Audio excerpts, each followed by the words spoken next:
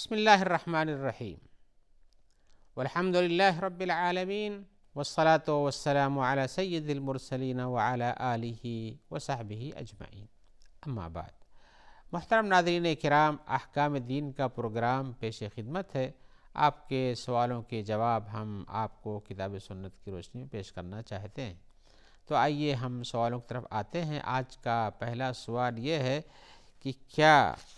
میت کی طرف سے جو صدقہ کیا جاتا ہے اس کا ثواب میت کو ملتا ہے؟ مثال کے طور پر ہم نے میت کی طرف سے صدقہ کیا تو کیا اس کے اعمال حسنہ میں اضافہ کیا جاتا ہے؟ تو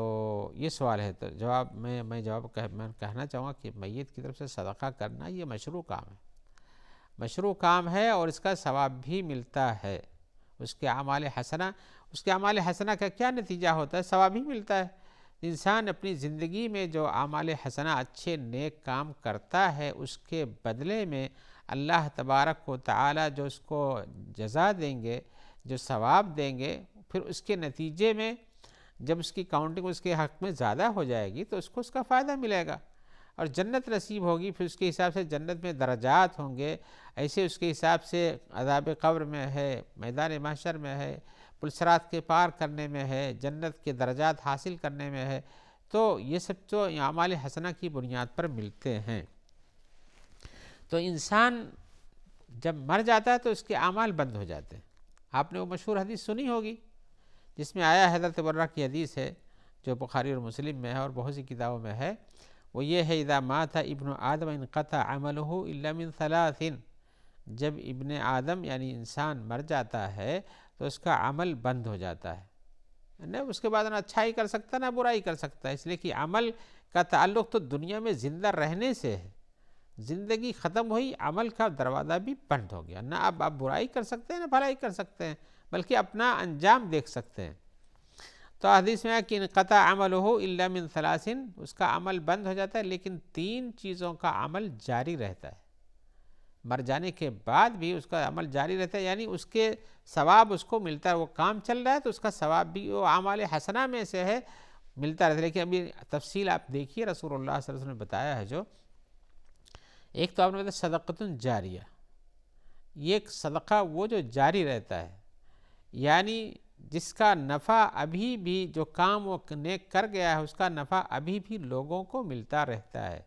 یہی جاری صدقہ ہوا۔ اس کا یہ عمل جو کر گیا ہے وہ اس کا فائدہ لوگوں کو ملتا رہتا ہے، جس مقصد سے کیا تھا وہ مقصد ابھی تک حاصل ہوتا ہے گرچہ کہ مر گیا ہے۔ تو کہتے ہیں حدیث میں کہ الا من ثلاث، تین چیزوں کا فائدہ جاری رہتا ہے، مرنے کے بعد بھی منقطع نہیں ہوتے ہیں۔ ایک تو صدقہ جاریہ ہے، صدقہ جاریہ جس کو ہم نے بتایا کہ وہ عمل، وہ نیک کام، وہ صدقہ دوسروں کو لینا دینا اور کچھ اس طرح کی چیزیں جتنی ہیں جن کے تعاون سے کوئی چیز تیار ہوئی ہو اور وہ بڑھتی اور پھلتی ہو، تو وہ چیز اس کے لیے ہمیشہ فائدہ دیتی جب تک وہ کام جاری رہتا ہے، اس کو صدقہ جاریہ کہتے ہیں۔ او علم ينتفع به، اور یہ ایسا علم جس سے فائدہ اٹھایا جائے، حقیقتاً یہ بھی ایک طرح کا صدقہ جاریہ ہی ہوتا ہے۔ لیکن عام طور سے صدقہ جاریہ کا مفہوم ہم یہ سمجھتے ہیں کہ مال خرچ کیا ہو، لیکن علم ينتفع به میں ایک اور قسم کا صدقہ جاریہ کسی کو علم کے ذریعے سے فائدہ پہنچ رہا ہے، اس کی کتابیں، لکھی ہوئی کتابیں ہیں، یا اس نے خرید کر کتابیں دے رکھی ہیں، یا اسی طرح سے لوگوں کو پڑھا اور سکھا رکھا جس کے بعد اس کے علم سے فائدہ اٹھایا جاتا ہے، اور لوگ فائدہ اٹھا رہے ہیں۔ یہ لوگ سیکھا اسی شیخ سے، شیخ اسی استاد سے، اسی اپنے ٹیچر سے، اس کا وہ ایسا علم جس سے فائدہ اٹھایا جاتا ہو۔ اور یہاں اس بات کو دھیان رکھنا چاہیے کہ علم جس سے فائدہ اٹھایا جاتا ہو، لیکن یہ فائدہ بھی اگر اچھی چیز میں اٹھایا جاتا ہے تب تو کار ثواب ہو سکتا ہے، لیکن ایسا کچھ سیکھا جس سے غلط کام ہی ہوتے ہیں، گناہ ہی بڑھایا جاتا ہے، تو پھر اس کا فائدہ تو گناہی کے در جائے گا۔ یعنی تین چیزیں بند رہتی ہیں، لیکن اگر اس کے کام سے وہ ایسی چیز کوئی بنا دیتا ہے جس سے نقصانات ہو رہے ہیں لوگوں کے، تو نقصانات جب تک ہوتے ہیں اس کا بھی نقصان اس کو ہونے والا ہے۔ او ولد صالح یدعو لہ، یا نیک اولاد، لڑکا ہو یا لڑکی، دونوں لفظ ولد میں شامل ہیں، جو اس کے لیے دعا کرتے ہوں۔ تو یہ ایک طرح کا صدقہ اس کا مالی ظاہر ہوتا ہے، دوسرے اس کا علمی صدقہ ظاہر ہوتا ہے، تیسرا اس کے اس صدقات جو اس کو پہنچنے والے ہیں بچوں کی، وہ دعا بھی ہے، اس کے لیے دعا کرتے ہوں۔ یہ چیزیں آپ دیکھیے تو ان میں تقسیم میں جائیے تو آپ کو پتہ چلے گا کہ صدقہ جاریہ کا ویسے فائدہ ہے، اسے بعد میں اس کے نام سے کوئی صدقہ کیا جاتا ہے تو اس کا بھی فائدہ پہنچتا ہے، حدیث میں اس کی صراحت ہے، یا اس طرح سے علم سے فائدہ اور تب بھی پہنچتا ہے۔ بچوں کی دعا بھی بہت والدین کے حق میں مفید تر ہوتی ہے۔ تو آپ کا جو سوال ہے کہ میت کا صدقہ کیا اس کا فائدہ پہنچتا ہے، چاہے مال ہو چاہے دعا ہو، جی ہاں، مال ہو یا دعا ہو۔ حدیث میں جو ولد صالحین یدعو لہ کا تذکرہ ہے، نیک بخت اولاد جو اس کے لیے دعا کرتی ہو، اس سے آپ کو یہ نہیں سمجھنا چاہیے کہ یہ حدیث خاص کر دے گی کہ صرف نیک بخت اولاد کی ہی دعا لگتی ہے، بلکہ حقیقتاً حدیثوں بہت ساری حدیثوں میں آیا ہو، اور آپ دیکھتے بھی ہیں کہ لوگ سارے دوسروں کے لیے دعا کرتے ہیں۔ جنازہ کی نماز ایک دعا ہے، دفن کرنے کے بعد دعا کرنا ایک دعا ہے، اسی طرح سے مرنے سے کے وقت بھی اس کے لیے دعا کرنا وہ بھی دعا ہے، اور اسی طرح سے بعد میں بھی آپ کسی اپنے بزرگ کے لیے، اپنے بھائی کے لیے، اپنی بہن کے لیے، والدین کے لیے، دادا کے لیے، کسی کے لیے بھی دعا کرتے ہیں، یا اسی طرح سے کوئی غیر بھی کرتا ہے اپنے دوست کے لیے، اور اسی طرح سے اس کے والدین کے لیے یا مسلمانوں کے لیے عمومی طور پر، تو اس دعا کا بھی فائدہ پہنچتا ہے۔ یعنی یہ والدین صالحین سے یہ نہ سوچیے گا کہ صرف اولاد کی ہی دعا لگتی ہے، لیکن اولاد کے اوپر یہ حق زیادہ بنتا ہے، اس لیے کہ اگر وہ نیک بخت ہیں تو اسی طرح سے اپنے لیے کرتے ہیں تو ان کے لیے بھی کرنا چاہیے۔ تو اسی صورت میں آپ یہ دعا کی جو باتیں ہیں یہ لگتی ہیں، چاہے مالی صدقات چاہے مالی ہوں، چاہے صدقات ان کی طرف سے علمی ہوں، چاہے یہ زبانی دعائیں دوسروں کی جاتی، ایک طرح کا یہ صدقہ ہی ہوتا ہے، اس لیے کہ دعا کرنے کے بعد ان کے ثواب میں اضافے کے بعد ان کو جو نتیجہ حاصل ہوتا ہے وہی فائدے کی چیز ہے۔ تو بلا شبہ اس طرح سے درجات ان کے بڑھتے ہیں آپ کی دعاؤں سے، آپ کے صدقات سے، اس لیے صدقہ کوئی بھی کرے کسی میت کی طرف سے اس کا فائدہ ان کو پہنچتا ہے۔ اسی طرح سے ان کا کیا ہوا اپنی زندگی میں صدقہ جو چالو رہتا ہے اس کا بھی فائدہ پہنچتا ہے۔ تو آپ کے سوال کے حساب سے اس قسم کے بہت سارے طریقے ہیں جن کے ذریعے سے انسان اپنے مرنے کے بعد ان کے صدقات، ان کے خیرات، ان کی دعاؤں سے فائدہ اٹھاتا ہے اور اس کا نفع ان کو ملتا ہے۔ آئیے ایک اور سوال کی طرف آتے ہیں۔ سوال میں پوچھ رہے ہیں اور یہ مشکل ان کو پیش آئی ہے اس لیے انہوں نے پوچھا ہے، وہ کہہ رہے ہیں کہ جس روم کے اندر قبر ہو اس میں نماز نہیں پڑھنا چاہیے، یا مقبرہ کے اندر بھی نماز پڑھنے سے اسی لیے روکا گیا ہے، حدیث میں روکا کہ مقبرے کے اندر نماز نہیں ہوتی ہے۔ تو یہ کہہ رہے کہ ہم نے کچھ لوگوں سے پوچھا تو کچھ لوگوں نے کہا تو ہم نے کہا کہ نہیں، جہاں قبر ہو اس میں نماز نہیں ہوتی اس روم کے اندر، یا مقبرے میں نماز نہیں ہوتی ہے۔ تو بحث چلتے چلتے اس بات پہ پہنچی کہ رسول اللہ صلی اللہ علیہ وسلم کی جب وفات ہو گئی اور آپ کو اپنے کمرے میں دفن کیا گیا جو حضرت عائشہ کا روم تھا، تو حضرت عائشہ نماز کہاں پڑھتی تھی؟ اعتراض کرنے والوں نے یہ اعتراض کیا، تو لیکن یہ ان کے پاس دلیل نہیں ہے صراحتاً کہ وہ اس میں نماز پڑھتی تھی، لیکن ایک اشکال ہے کہ روم ان کا تھا، گھر ان کا تھا، اس میں رہتی تھی تو نماز پڑھتی ہوں گی، اور جب حضرت عمر کی تدفین ہو گئی تو پھر اس گھر سے چلی گئی باہر، وہ تو پردے سے رہنے لگی اس میں۔ تو المہم یہ ہے کہ ان کا یہ سوال، اسی طرح سے ان کا ایک اعتراض یہ بھی ہے کہ آپ کہتے ہیں کہ مقبرے میں یا جہاں قبر ہو نماز نہیں ہو سکتی ہے، ہم نے تاریخ کی کتابوں سے دیکھا ہے کہ حضرت ہجر اسماعیل جس کو کہتے ہیں، یا حتیم کی جو دیوار خانہ کعبہ کے ساتھ جڑی ہوئی ایک گول دیوار باہر کے شامی حصے کی طرف پڑتی ہے، تو وہاں بتایا تھا کہ یہاں بھی قبر ہے، حضرت حاجرہ کی قبر ہے، اسماعیل کی قبر ہے، یا اسی طرح سے کچھ انبیاء وغیرہ بھی وہاں مدفون ہیں، تو یہ بھی تو قبرستان ہوا، وہاں بھی نماز پڑھنی درست ہے۔ تو کسی کمرے میں اگر قبر ہو یا قبرستان میں نماز پڑھنی ہو، یا کسی کو کسی جگہ دفن کر دیا گیا اور اس جگہ جا کے نماز پڑھنے میں کیا حرج ہے؟ یہ ان کا سوال اور اشکال ہے اصل میں۔ تو حقیقتاً اس پر کسی کو تو نہیں لڑنا چاہیے کہ مقبرے میں نماز پڑھنا منع ہے۔ یہ نماز پڑھنے کی جن 7 جگہوں پر نماز پڑھنے سے روکا گیا ان میں سے یہ کہ یہ بھی مقبرہ بھی ہے، حمام ہے اس میں نہیں پڑھ سکتے، خانہ کعبہ کی چھت پر نہیں پڑھ سکتے، اور بھی جگہیں ہیں ان میں سے مقبرہ بھی ہے۔ تو اولاً یہ چیز منع ہے، لیکن آپ کا جو اشکال ہے اس اشکال کی دفع کی شکل یہ ہے کہ حضرت عائشہ رضی اللہ تعالی عنہا نے جو روایت کی ہے اس کو دیکھتے ہوئے، اور حدیث میں ان کے الفاظ جو بیان ہیں اس کو دیکھتے ہوئے یہ نہیں لگتا ہے کہ اس کمرے میں وہ نماز پڑھتی تھی۔ حضرت عائشہ نے روایت کی، جو بخاری اور مسلم میں روایت ہے، وہ کہتی ہیں کہ رسول اللہ صلی اللہ علیہ وسلم نے اپنے مرض الموت میں کہا، یعنی جس میں آپ کا انتقال ہوگا اس وقت آپ نے کیا کہا، لعن اللہ الیہود والنصارى، اللہ تعالیٰ یہود اور نصارہ پر لعنت بھیجے، اتخذوا قبور انبیائہم مساجدا، کہ ان لوگوں نے اپنے نبیوں کی قبروں کو سجدہ گاہ بنا لیا، سجدہ کرتے ہیں۔ آپ نے یہاں کہا کہ نبیوں کی قبروں پر سجدہ کرنا ان کا یہ کام بہت غلط ہے، لعنت کے قابل ہے، اللہ تعالیٰ لعنت کرے ان کے اوپر۔ اب یہ آپ کے اس موقع پر یہ حدیث بیان کرنے کا کیا مقصد تھا؟ جس نے سنا اس نے کیا سمجھا؟ تو حضرت عائشہ کہتی ہیں اسی حدیث کے ساتھ، یحذر ما صنعوا، یہ آپ نے جو لعنت بھیجی ان کے اوپر آپ لوگوں کو بچا رہے تھے، تنبیہ کر رہے تھے، خبردار کر رہے تھے اس بات پر کہ انہوں نے جو کچھ کیا ہے۔ ولولا ان ذلك ابرز قبره ولكن خشي ان يتخذ مسجدا، اور اگر یہ نہ ہوتا تو ان کی آپ کی قبر بھی ظاہر باہر لوگوں کے لیے رہی تھی، لیکن آپ ڈرتے تھے کہ لوگ اس کو مسجد نہ بنا لیں۔ تو گویا کہ رسول اللہ صلی اللہ علیہ وسلم نے قبر کے سامنے ساتھ میں رہتے ہوئے وہاں پر سجدہ کرنے سے روکا ہے،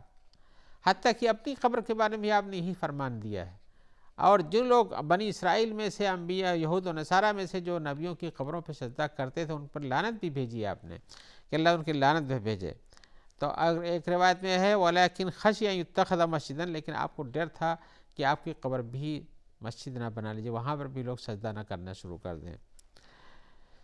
تو اس طرح سے بخاری وغیرہ کے الفاظ میں اس طرح سے آیا ہے کہ آپ نے حدیث بیان کی لعنت والی کہ اللہ تعالیٰ لعنت بھیجے یہود و نصارہ پر، اپنے نبیوں کی قبروں کو سجدہ کی جگہ بنا لیا ہے۔ تو آپ نے حضرت عائشہ نے ساتھ میں یہ بیان کیا کہ آپ کو خوف تھا کہ میری بھی قبر کے ساتھ وہی سلوک نہ کیا جائے جو بنی اسرائیل کے لوگوں نے، یہود و نصارہ نے اپنے انبیاء کی قبروں کے ساتھ کیا ہے۔ گویا کہ آپ ڈرا رہے تھے کہ ایسا نہیں کرنا چاہیے، ایسا نہیں کرنا۔ تو اس سے پتہ چلتا تھا حضرت عائشہ نے خود اس کا مطلب سمجھا اور بتایا کہ آپ کے کہنے کا مقصد تھا۔ اب اس مقصد کے واضح ہونے کے ساتھ ساتھ یہ کوئی کیسے کہہ سکتا حضرت عائشہ رضی اللہ عنہ جنہوں نے اس حدیث کو بیان کیا ہے، وہ اصرار کر کے اسی گھر میں نماز پڑھتی رہی ہوں گی جس میں وہ رسول اللہ صلی اللہ علیہ وسلم دفن کیے گئے تھے، پھر ابو بکر دفن کیے گئے، پھر حضرت عمر دفن کیے گئے۔ لہذا یہ اشکال اپنی جگہ پر آپ کی نظر میں جو آیا ہے یہ غلط ہے، اور صحیح بات یہ ہے کہ وہ باہر پڑھتی رہی ہوں گی۔ اور اگر انہوں نے ایسا کیا ہو، آپ جیسا کہتے ہو، تو جو حدیثیں انہوں نے بیان کی ہیں کہ اللہ کے رسول لعنت بھیجتے ہیں اور ڈرا رہے ہیں کہ ہماری قبر پہ سجدہ نہیں کرنا، تو اس حدیث کا کیا جواب دیں گے کہ آپ وہ بیان بھی کرتی ہیں رسول کی حدیث کو اور کام اس کو الٹا کرتی ہیں؟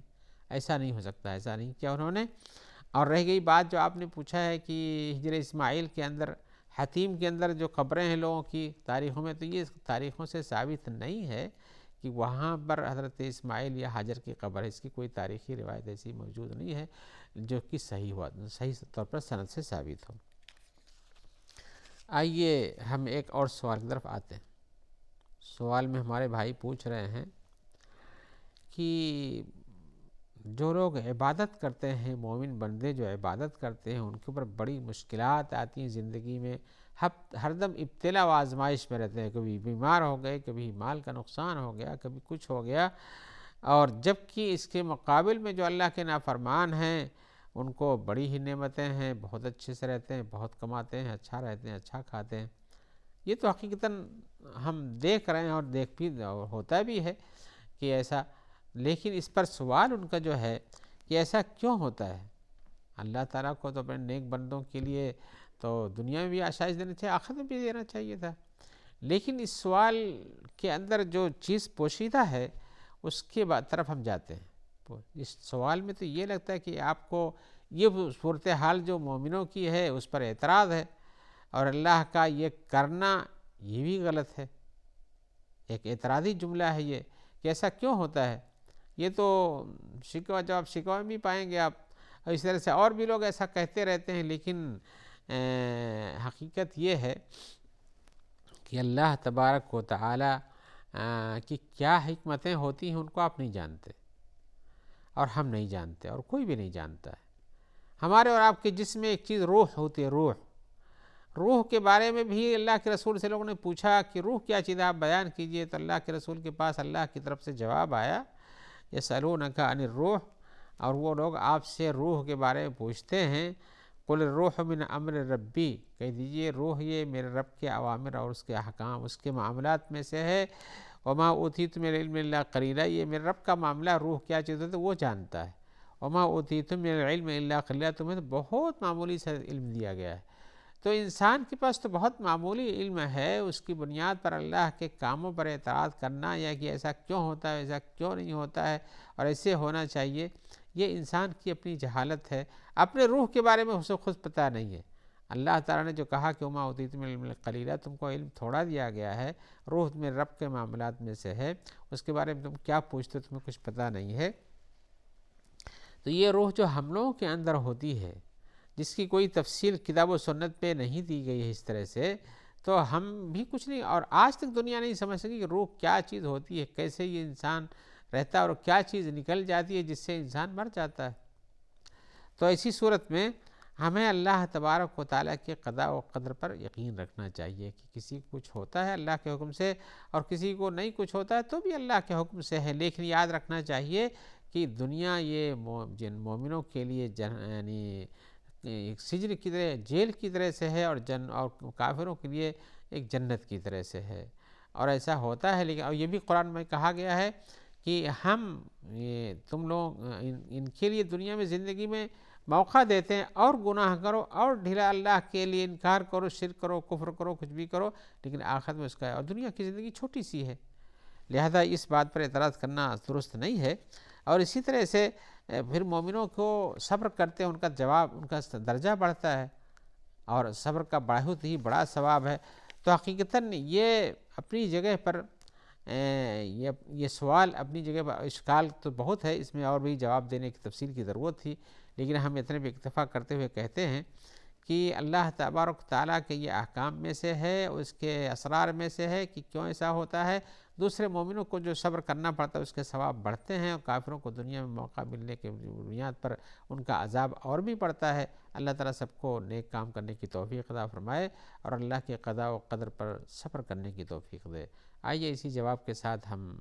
امید رکھتے ہیں کہ جلد آپ سے ملاقات ہوگی، آپ کے سوالوں کے جواب ہم اس میں پیش کریں گے، اور اسی طرح سے دعا کرتے ہیں، اور آپ بھی کیجئے کہ جو لوگ ہمیں ہمارے اس پروگرام کو آپ تک پہنچانے میں تعاون دیتے ہیں، مددگار ہیں، اللہ تعالیٰ ان سب کو بھی اپنی عافیت میں رکھے اور اچھا اجر عطا فرمائے۔